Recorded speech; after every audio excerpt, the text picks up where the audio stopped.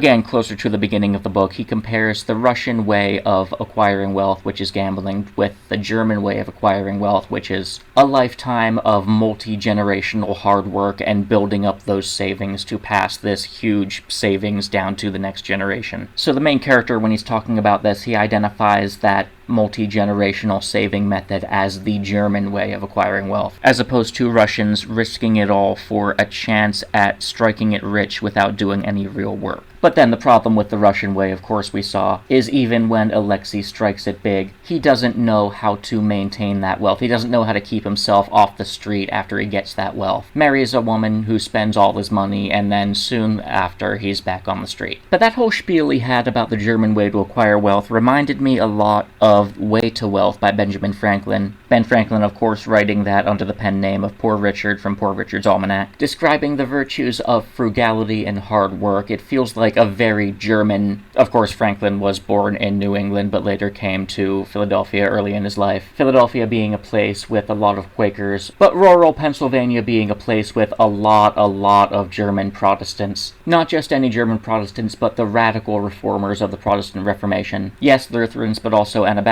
and all that. And The Way to Wealth, when Ben Franklin wrote it, was, I think, influenced by his environment at the time, being surrounded by so many people with that German honest work ethic. This strong sense for honest versus dishonorable work, I think, is the perfect example of what Dostoevsky is trying to get at when he describes the German way of acquiring wealth.